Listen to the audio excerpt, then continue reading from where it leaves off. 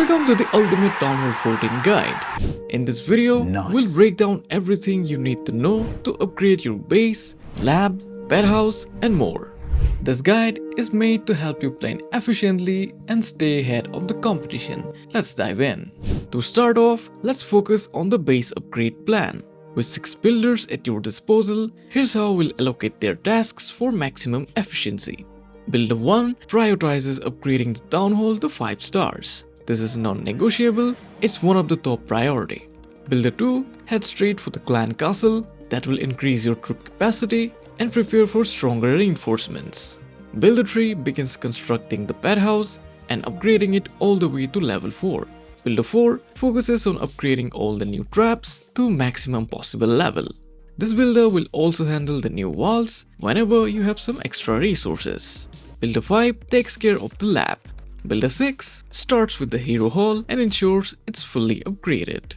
Now let's head to the progress base for a clearer view of our upgrade strategy. In block 0, you'll find the structures that you cannot upgrade at Town Hall 14.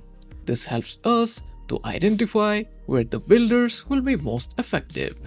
Initially, there's a noticeable gap in the workload among builders. We'll fix that, but first I'll point this out that the builder 5 and 6 will go to the hero hall after 9 days. More about that in the hero hall section. For now, we'll focus on the 4 builders. Now to address the gap, assign builder 2 and 3 to upgrade barracks and dark elixir storage to balance their tasks. Things are going fine, but we need more capacity and new equipment with the blacksmith. Once that's accomplished, we'll unlock and upgrade the builder huts to level 2. They are signature defense for Town Hall 14. This step also includes our elixir related upgrades to maintain balance. Following this, the focus will shift to heavier defenses like the scatter shot, builder huts to the next level, and some collectors for passive income. Add critical defenses like Expo, Inferno, Tesla, Air Defense, Eagle Artillery, and also toss some traps for more balance. After approximately 3 months, most upgrades should be complete. At this point, you can either continue progressing steadily or rush. But if you continue with this guide, you'll need only 1 more month to finish everything. But to fulfill that, we will need more builders, so let's temporarily shift our focus to the hero hall building. In the hero hall, we have got several upgrade options for our heroes, and with 2 builders available at our disposal, we can upgrade 2 heroes simultaneously. While you are free to upgrade any heroes at any time, I recommend a more methodical approach, focusing on 1 hero and maxing them out. This ensures that you are maximizing the potential of each hero before moving on to the next. Let's begin with the Warden, arguably the most versatile hero. Upgrading him will take approximately 30 days. During this time, we'll also focus on upgrading the Archqueen. She's the hardest hitting hero in the lineup, and the Queen will require around 38 days to max out. Once the Warden is fully upgraded, we can start upgrading the Minion Prince, who has the longest upgrade time of 65 days. As the Minion Prince is upgrading, we'll focus on ground attacks. This brings us to a decision between the King and the Royal Champion. Which hero do you use more for ground-based strategies? Personally, I tend to use the King more frequently, so I'll keep him available and prioritize upgrading the Royal Champion, which takes around 30 days. Finally, once the Royal Champion is complete, it's time to upgrade the King. This final upgrade will also take about 30 days, adding to this total time required to these many days. Now since 3 months have passed, and if you have collected 3 Book of Heroes, you can significantly reduce the upgrade time. The Queen with a 7-day and 12-hour upgrade time, and the Minion Prince with a 7-day upgrade time are prime candidates for using the Book of Heroes. By applying 2 books to the Minion Prince and 1 to the Queen, you'll reduce a total time required by 21 days, bringing the total time required to these many days. Now this section is done. Back to the base guide, we now have all 6 builders at our disposal. To keep things balanced and maximize progress, we'll assign specific tasks to each builder. Builder 1 will focus on upgrading the wizard towers and bombs. Meanwhile, Builder 2 will handle the air defense and gold mines, enhancing our air defense capabilities. Builder 3 will dedicate efforts to upgrading the arch towers. Builder 4 will focus on the cannons. As for our newly available Builder 5 and Builder 6, their priority will be mortars and builder huts. Once those tasks are underway, we'll tackle the sweep phase where the focus shifts to completing any remaining traps, collectors, the workshop, and other defensive buildings that still need attention. This ensures that no part of the base is left in terms of upgrade. With this strategy, all upgrades should complete in approximately 4 months. For those looking to speed things up, popping builder potions at key intervals can significantly reduce the overall timeline. And with that, you have a really detailed guide to upgrade your base section. And at this point, I would really appreciate a like because that motivates me to bring you even better content. Now we have arrived at the lab, a critical component for your Town Hall 14 upgrade journey. With 15 Elixir units and 10 Dark Elixir units, we'll need a well-structured approach to balance both progress and efficiency. Assuming you average 160 CWL medals per month for 3 months, you will have enough for 3 to 4 hammers of fighting or spells. We'll have to strategically incorporate that. First up is the versatile Electro Dragon, known for his ability to fit into a variety of strategies. This trope is vital for both war and farming. Next, we'll upgrade the Barbarian to unlock a stronger version of Super Barbarian that is essential for funneling and cleanup. After that, the Wall Breaker comes in for ever reliable Super Wall Breaker. Once we have made headway with Elixir troops, we'll switch to Dark Elixir unit, starting with the Bowler, an essential upgrade for those planning to use Super Bowlers in strategies. Following that, we return to Elixir upgrades with the Dragon, one of the strongest offensive options in the current meta.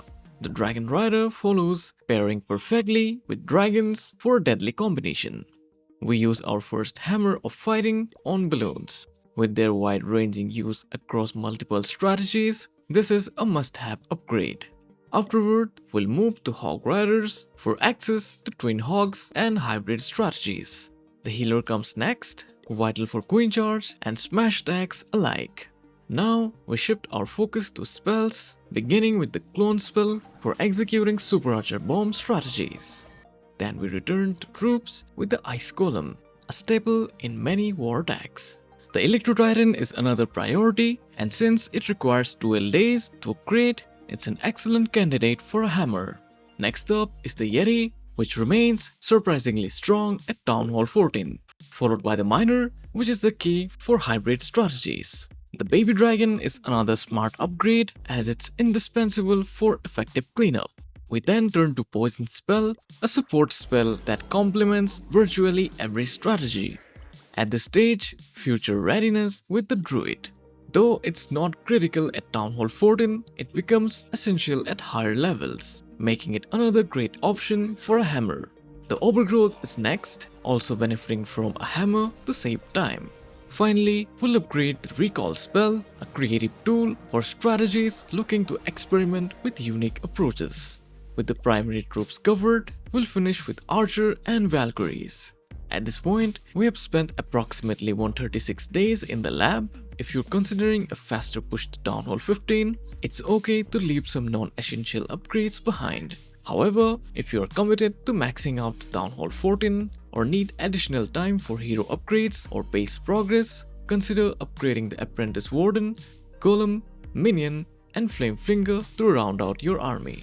With these upgrades, you'll have a formidable lineup of troops and strategies at your disposal.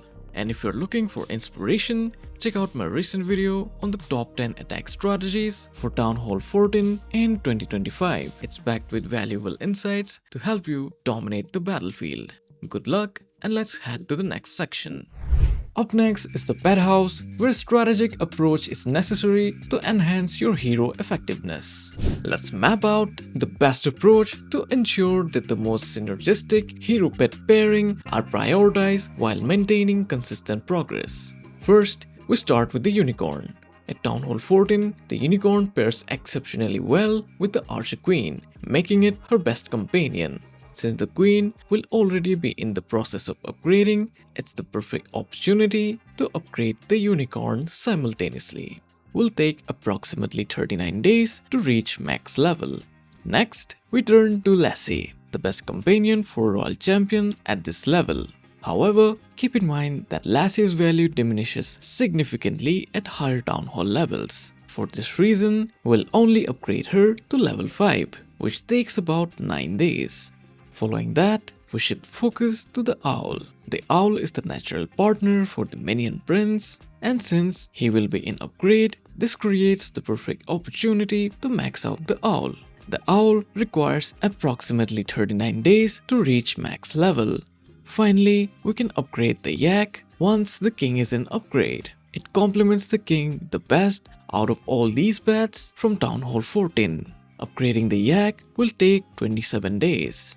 While it's possible to switch pets during these upgrades, this strategy ensures that the most effective pairings are always prioritized. This approach minimizes downtime for the best hero-pet combos and optimizes the overall upgrade sequence. In total, upgrading all the pets will take about 114 days. With the pet house wrapped up, let's move on to the equipment section. Now we have arrived at the blacksmith, where strategy meets customization. While there are plenty of equipment options available, let's be honest, upgrading everything isn't necessary. In this guide, we'll focus on the essential equipment sets for each hero, ensuring you get the most out of your resources. For those of you interested in a detailed breakdown of every piece of equipment, I'll be uploading an in-depth equipment guide soon. Stay tuned for that. Let's start with the King. His optimal setup is straightforward and incredibly effective.